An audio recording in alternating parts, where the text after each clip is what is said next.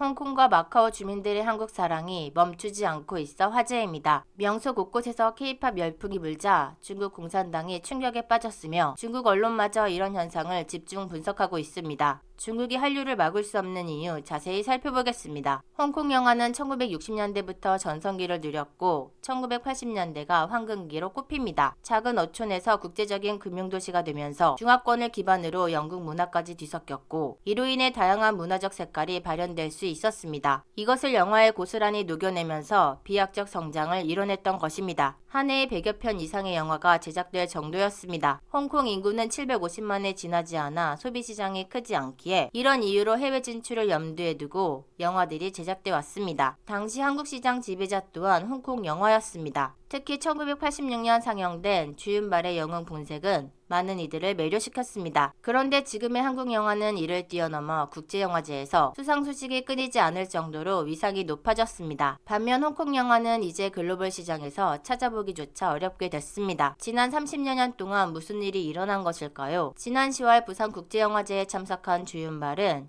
그 원인을 이렇게 이야기했습니다. 한국 영화의 가장 큰 경쟁력은 자율일 겁니다. 소재가 넓고 창작의 자유가 보장돼 있어 가끔은 이런 이야기까지 다룰 수 있어? 라고 생각하기도 하죠. 반면 현재 홍콩에서는 시나리오를 사전에 허락받아야 하고 정부 지침을 따르지 않으면 제작비 조달은 물론 상영도 금지됩니다. 홍콩의 감독들이 영화를 만들기 힘든 순간이다. 이렇게 토로했습니다. 실제 중국에서는 소재나 내용에 대한 제약이 많은 편입니다. 체제 비판은 고사하고 농촌의 어두운 면을 작품화하기도 쉽지 않습니다. 지난해 먼지로 돌아가다 라는 영화가 중국에서 개봉됐는데 시골 마을에 사는 가난한 중년의 남자가 장애를 가진 여자와 결혼해 가정을 꾸리지만 참혹한 현실로 좌절하는 이야기를 그리고 있습니다. 중국 내에서는 해당 소재를 불량하게 봐 투자할 사람을 찾지 못했고 결국 감독이 사비를 털어 영화를 제작해야 했습니다. 무명 배우의 홍보도 못했지만 입소문을 타면서 대박이 났습니다. 4억 원의 제작비로 202억 원의 수입을 올린 것입니다. 그런데 자세한 설명도 없이 영화관에서 상영이 중단됐는데 아무도 얘기하지 않았지만 누구나 알 수 있는 이유였습니다. 제작사는 항의 차원에서 이 영화를 유튜브에 무료로 배포한 바 있습니다. 이런 상황이다 보니 홍콩 영화인들은 뿔뿔이 흩어질 수밖에 없습니다. 주윤발의 경우 홍콩 민주화 운동 때 시위를 지지하는 발언을 해 역시 따거라는 평을 받았지만 중국에서는 미운 털이 박혀 있습니다. K-팝으로 상징되는 한국 음악도 홍콩이 보기엔 놀라운 현상입니다. 1980년대 한국 라디오 프로그램에는 지나친 외국 음악 방송을 줄이고 30% 이상 한국 음악을 내보내야 한다는 편성 규정이 있었습니다. 지금은 그런 조항 자체가 없어졌죠. 한국은 외국으로 넘어갔던 음악시장 주도권을 되찾고 국제적으로 진출까지 한 세계에서 거의 유일한 국가가 됐습니다. BTS와 블랙핑크를 보면 잘 알 수 있습니다. 음악과 영화만 예를 들었지만 드라마 등 다른 컨텐츠들도 마찬가지입니다. 경제적으로 성장한다고 컨텐츠 경쟁력이 절로 높아지는 것은 아닙니다. 이는 주윤발의 지적처럼 민주화의 진전에 따라 확보한 표현의 자유 덕분이라고 볼 수 있습니다. 한국도 오랫동안 영화 시나리오는 물론 대중가요 가사까지 사전 검열을 받고 대본이 삭제되거나 음반 발매가 금지되던 시기가 있었습니다. 심의제도 철폐를 위해 앞장섰던 정태춘과 서태지의 참전으로 1996년 마침내 사전 검열 제도는 위헌 결정을 받고 폐지된 바 있습니다. 1995년 서태지와 아이들 40수록곡 시대 유감을 둘러싼 검열 논쟁도 그중 하나였습니다. 표현이 자유 속에서 그간 억눌렸던 창조적 상상력이 분출됐고 그 결과로 나타난 것이 한국 컨텐츠 산업의 약진입니다. 김구 선생의 바람대로 높은 문화의 힘을 가진 문화국가가 된 것입니다. 자유가 억압당한 홍콩은 문화뿐 아니라 금융도 무너져 내리고 있습니다. 최근 두드러지는 홍콩 항생지수 하락이나 역대 최저 수준으로 떨어진 IPO 건수 등으로는 다 설명되지 않는 게 바로 홍콩의 몰락입니다. 중국 정부의 대홍콩 정책은 말려 죽이기라 해도 과언이 아닙니다. 시진핑이 현재 가장 경계하는 내용이 미국식 자유주의의 확산입니다. 베이징 시내에는 크리스마스 트리도 찾아볼 수 없습니다. 그런 점에서 자유를 갈망하는 홍콩은 시진핑 정부 입장에서는 반공 여론의 진앙지이자 끊어버려야 할 폭탄의 뇌관입니다. 홍콩을 압박하고 상하이를 밀어주면 아이비들이 옮겨갈 것이라 여겼지만 말 그대로 착각이고 오산이었습니다. 최근 중국 본토와 홍콩의 M&A 규모는 1850억 달러로 2013년 이후 가장 낮은 수준입니다. 지난 10년간 연평균의 절반에도 못 미치고 있습니다. 올해 홍콩 IPO 공모 금액은 46억 달러인데 이는 3년 전과 비교하면 10분의 1도 안 되는 수준입니다. 지난해 골드만삭스와 모건 스탠리 등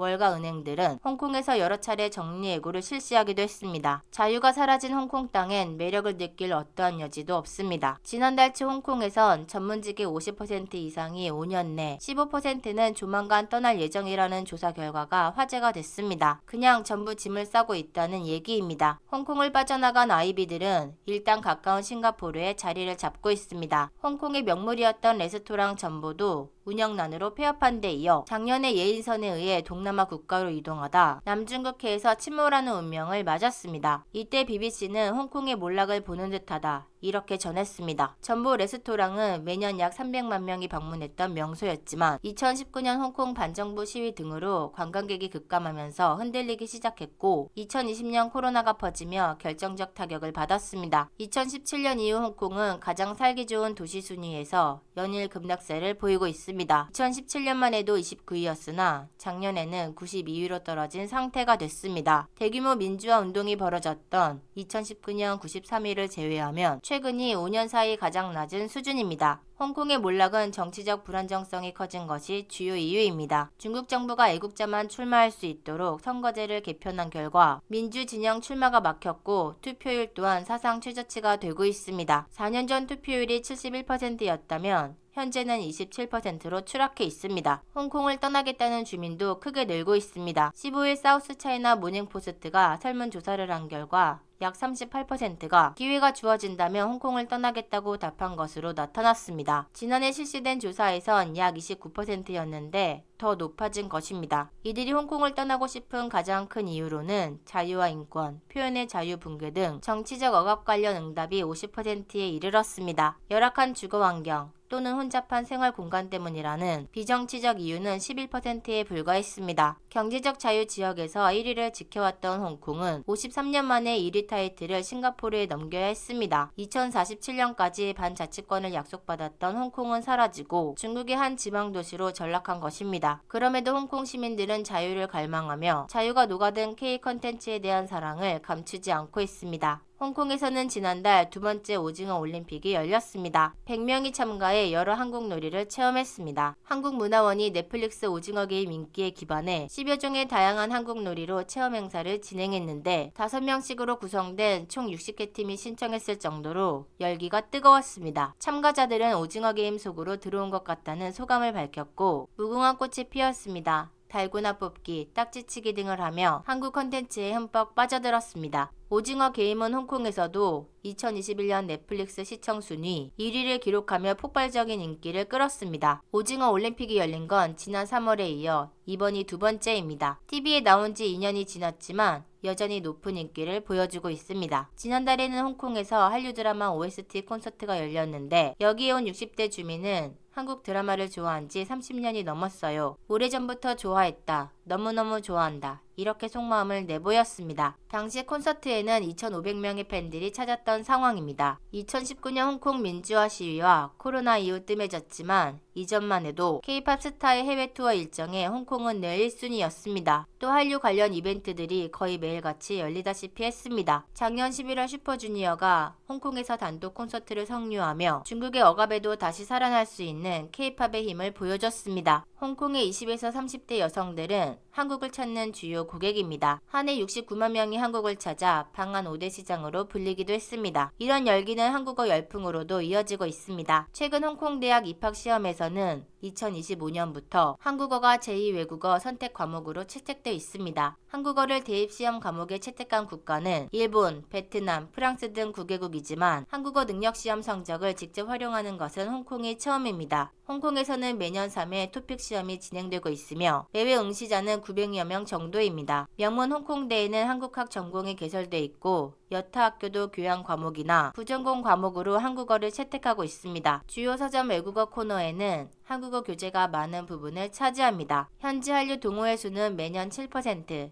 회원 수는 36%씩 증가하고 있습니다. 이런 열기는 바로 옆 마카오에서도 이어지고 있습니다. 마카오는 홍콩과 다리로 연결돼 있어 접근이 쉬운 편입니다. 주요 명소에는 K-팝 춤을 추는 커버 댄스팀을 자주 볼 수 있습니다. 마카오에 있는 댄스 학원들은 K-팝 수업 개설의 한창인데 정원이 금세 가득 찰 정도로 인기라는 설명입니다. 한때 포르투갈 지배를 받았던 마카오는 한나라 두 체제를 뜻하는 일국양제가 잘 지켜지는 곳으로 평가받는 곳입니다. 최근 많은 K-팝 스타들이 마카오에서 콘서트를 열었고 올해도 아이돌 방문이 잇따르고 있습니다. 중국 본토와 홍콩 한류 팬들까지 몰리다 보니 콘서트표 구하기는 하늘의 별 따기처럼 어렵습니다. 최근 열린 블랙핑크 콘서트에선 한 장에 1,700만 원에 달하는 안표가 등장하기도 했습니다. 이때도 중국은 트집을 잡으며 한류 차단 시도를 했습니다. 마카오에서 공연을 마친 블랙핑크가 공식 소셜미디어 계정에 우리는 이번 주 마카오인 블링크에 깊은 감동을 받았다는 인사를 올렸고 마카오인 표현을 사용했다는 이유로 중국인들이 분노를 표했습니다. 왜 중국의 블링크가 아니고 마카오의 블링크냐? 마카오, 홍콩, 대만은 중국에 속한다. 중국은 블랙핑크를 환영하지 않는다.